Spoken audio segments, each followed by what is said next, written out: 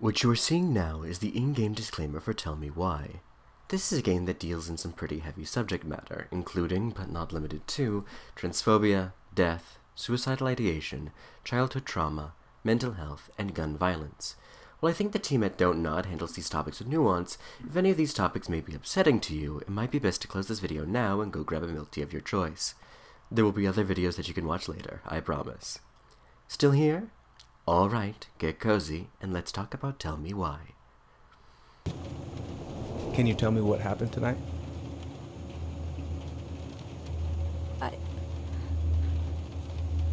I went to show her my haircut. She had a gun. Take your time. She freaked out. It's okay. No, it's not. It's not okay. My mom tried to kill me, so I stabbed her. I killed my mother. This is how the game Tell Me Why starts, with a memory and a confession. Released by Donut Entertainment on August 27th of 2020, Tell Me Why follows the story of newly reunited twins Tyler and Allison Ronan 10 years after their mother's death, as they use their supernatural bond to uncover the truth of their troubled past. While technically marketed as an adventure game, Tell Me Why is actually part of a long lineage of choice-based walking sims that Donut has become practically synonymous with. Particularly after the launch of a small, lesser-known franchise you may have heard of called Life is Strange. You can definitely see the family resemblance in Tell Me Why's magical realist approach to tackling real-life issues through its ridiculous serious powers and the familiar gameplay loop of using said powers to investigate cinematic locales by solving various real-time puzzles. It also brings back the all-important narrative decision-making where, depending on the sum of your choices in previous chapters, characters may act differently and plots may diverge. While Life is Strange may have made more of a splash in the wider game pantheon as one of the most narratively creative entries in the walking sim genre, Tell Me Why manages to stand toe-to-toe with its sister series by actively choosing what themes and mechanics to take away from its predecessors while pushing the envelope in the way it approaches storytelling through its gameplay and accessibility. This is perfectly in line with the game's core message, reckoning with the past in the hopes of making a better future. You can see this idea articulated pretty literally through the core mechanic of the game, the twins' supernatural ability to replay memories of their childhood. While Max of Life is Strange literally changes the past for her benefit, Tell Me Why actively engages with the idea of how we choose to remember the past in order to sort through traumatic events. We see this highlighted most prominently in the Chapter 1 episode of Rashomon. Up until this point, the memories you've been following the whole game have been those shared by Tyler and Allison. Here, though, the game presents you with a difference in the way Tyler and Allison remember the argument between their mother and her friend Tessa, and asks you to choose which set of memories you accept as the canon version of events. As the game points out in both Tyler's dialogue and the name of the episode, this is an example of what academics and scholars have termed the Rashomon effect.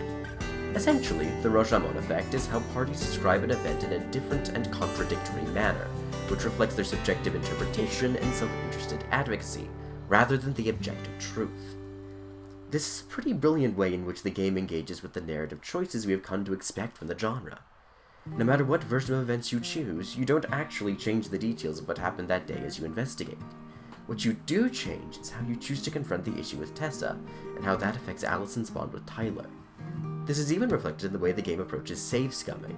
At any point, you can choose to either restart the game from a particular episode, or replay in isolation mode where you can find collectibles and explore different dialogue options without actually changing the choices you made to determine your route in the story. Tell Me Why is not a story about changing the past. It's about what we choose to remember, and whose perspectives we empathize with. This is important to the game's other theme, empathy. The other side of Allison and Tyler's powers is their voice, a manifestation of their bond that lets them share thoughts and feelings. Unlike Life is Strange's very narrow, singular perspective, Tell Me Why has you flip between Allison and Tyler, asking you, the player, to identify with and communicate between both of them. The little symbol that appears when you make an impactful decision reflects not just the narrative weight of said decision, but the strength of the siblings' bond with each other as they unpack their childhood trauma. This is especially important when you consider that Tell Me Why's narrative asks you to empathize with so much more than just the twins.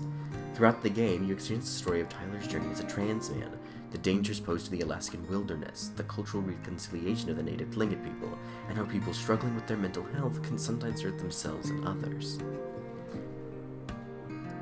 Earlier, you saw a disclaimer about how the game designers worked with these groups to tell their stories, including GLAAD and native Tlingit advocates. The voice actors for Tyler, Tessa, Michael, and Chief Brown are all people from those affected communities, which shouldn't be an accomplishment, but it sadly very much is. Most significantly, for every year since it launched, all 3 chapters of this game have been made completely free for the month of June to celebrate Pride Month. And while I know the reality is that you are still contributing immaterial labor by paying with your attention instead of hard cash, I still admire Don't Nod's commitment to having a set period where they lose revenue in order to let people experience this story. It's especially poignant now, in a time where we are witnessing a countrywide genocide of trans people with a record amount of anti-trans legislation being passed. If I might pull back the curtain for a moment, playing Tell Me Why hit a lot closer to home than many other games. As someone who is themselves a queer Filipino person struggling with mental illness and childhood trauma from a parent, I really resonated with this game's portrayal of those experiences. I will likely dive into this more in future videos discussing the game's environments and narrative, but for now I will say that Tell Me Why is a very real and raw look into what people like me and my loved ones have gone through. And I think it's important to highlight games like this that take effort to tell those stories well, and with empathy. In many ways, the opening of Tell Me Why is a microcosm of what this game is. It's a candid exploration of memory and confession. Thank you all so much for watching, friends and fiends. If you enjoyed our little exploration of Tell Me Why and would like to hear me gush about more of my hyperfixations, feel free to leave a like and subscribe to see the extended versions of all my videos. Don't forget to give that lovely little bell a ring so you can tune in for my next video in the series on Tell Me Why, as we explore how it approaches environmental storytelling and narrative to create intimacy. Hanggang sa muling pagkikita.